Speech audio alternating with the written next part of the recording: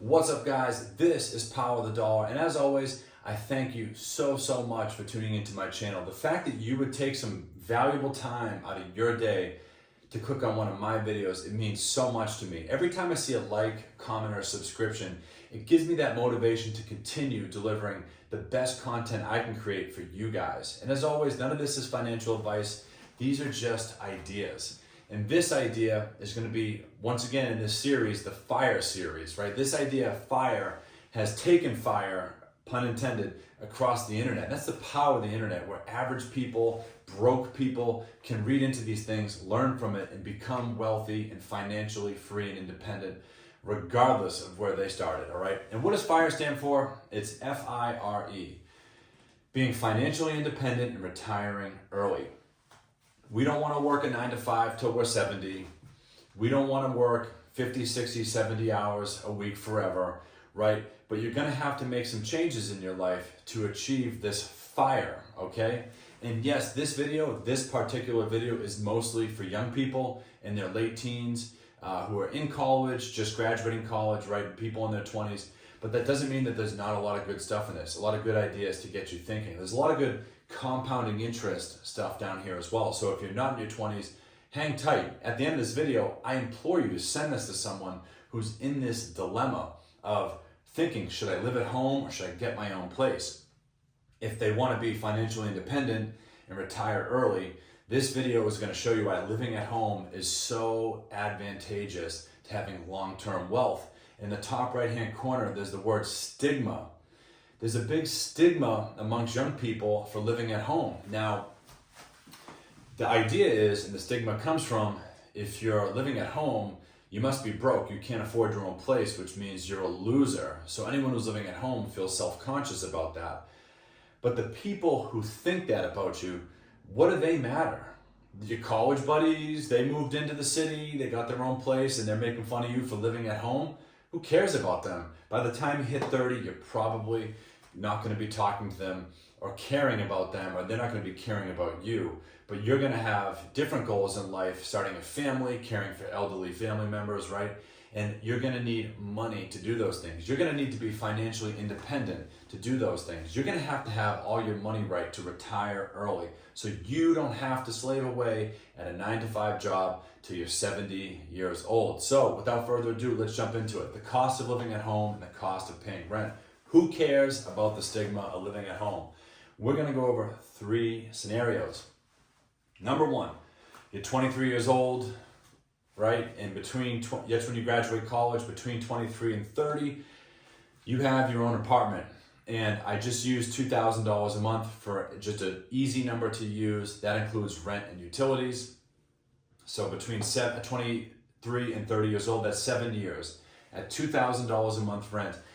By the time you're 30 years old, you're gonna have paid $168,000 in rent and utilities. That does not sound good to me, okay? Let's move on to scenario 2. You decided to live at home. You decided not to care about that stigma. You don't care what those people think. You care about yourself and your future goals and your future self and your future family, right? You decided to live at home. That same 7 years, you saved this $2,000 a month rent, so you're paying $0. And what are you gonna have? You're gonna have $168,000 saved at the end of those 7 years. That's a really nice down payment on a house, okay? That, if I could walk into 168 grand right now, that would be fantastic. So just think of that, this parallel universe here, the difference of living at home and going off and paying rent somewhere else, okay? Scenario number 3, this is where it gets really good. You're living at home, you're not just saving this $2,000 a month, but you're investing it into the stock market. And on average, the stock market gets a 9% annual return. Now, there's some years that are higher, some years that are even negative, and there are some years that have been higher than the 9%, okay? So stock market goes up and down, but on average, it gets about 9% return. So for 7 years, you're investing $24,000 a year with a 9% return. What does that leave you with? about $221,000 invested. And This is my favorite scenario here, and I circled it in green, so hopefully this is catching your eye. And we're gonna look into this one a little bit deeper. We're gonna do 3 scenarios for this investment option here. If you don't touch this money, after 30 years old, you don't put one more red cent into this investment account, what's that gonna leave you with? In 10 more years, when you're 40, you're gonna have over $500,000. When you turn 50, you're gonna be over $1 million. And when you hit 60, you'll be just shy of $3 million. That sounds pretty good to me. When you're 60 years old, you have $3 million in the investment account, all right? But let's say you decide to continue putting a little bit more money in, but you're not doing $2,000 a month. You do it in half, right? You do $1,000. You take the other $1,000, you save it, you wanna buy a house, you need a down payment, but you wanna keep putting in. Well, if you do that, $1,000 a month, by the time you hit 40, you'll have over 700 grand. When you hit 50, you'll be just shy of 2 million. And when you hit 60 years old, you're gonna have over $4.5 million invested. Final part of this, you decide to continue contributing $2,000 a month to this investment account. When you're 40, you're gonna be just shy of $1 million. When you hit 50, you're gonna have $2.5 million. And when you hit 60 years old, okay, you're gonna have over $6 million in your investment account.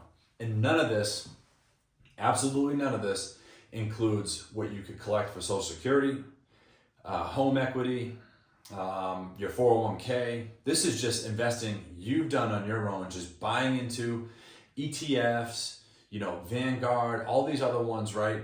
Just putting money in, socking money away month after month, letting the stock market and all these companies go to work for you, okay?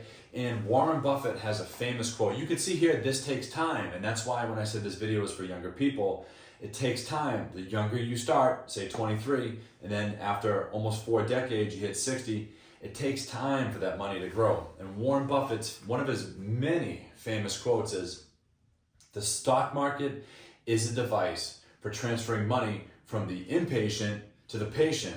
If you're just patient, you'll see this pays off. Now, I can't promise where the market's gonna go. There's down years, there's recessions, there's crashes, all those things. But that's opportunity for you to buy things when they're cheaper, to dollar cost average when things are lower. Something to think about, right?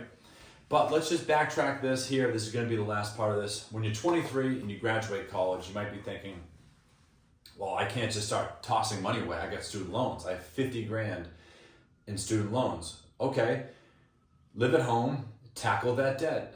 You're telling me you're living at home? Even if you start at $60,000, $70,000 a year out of college, right? You're living at home, you could pay off that 50 grand in debt in less than 2 years, and then you start investing. Yes, you'll have less here invested by the time you're 30, and all of these numbers will be lower. But I have just proved here that with time and investing and consistency and using the stock market as a vehicle to accelerate your wealth growth, you can become financially independent and retire early. And in a different scenario, if you have student debt, you can live at home and pay that off. So who cares about that stigma? Do you care about that stigma now? Does having over $6 million when you're 60, do you care what your college friends were saying about you back then? You're not even gonna be talking to them. Actually, you're gonna be telling them, I'm doing very well. I have $6 million in the bank when you go to some reunion or whatnot. But don't rub it in people's face. Do it silently. This is what FIRE is about. It's about improving your life. We all have one life to live. We don't want to spend it at a 9 to 5 till we're 70 years old. We don't want to work Saturdays. We don't want to work through lunch.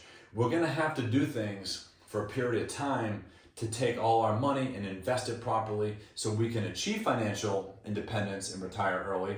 It's not fun to go to work all the time, but you're going to have to do it for a period of time. Take that money, cut down your expenses, invest it properly so you can achieve FIRE. I hope you guys have enjoyed this video. Remember, we have one life to live. You want to spend it doing the things you love with those you love. You don't get a reset button. I implore you to send this to someone who needs to hear this. And I thank you so much for tuning into the channel. Hit that like button, subscribe to the channel. I have many more videos just like this. and I appreciate you taking time out of your day to support me. Have a good one. A lot of time goes into making these videos, but I created this channel to discuss all things economics and finance to help people just like you.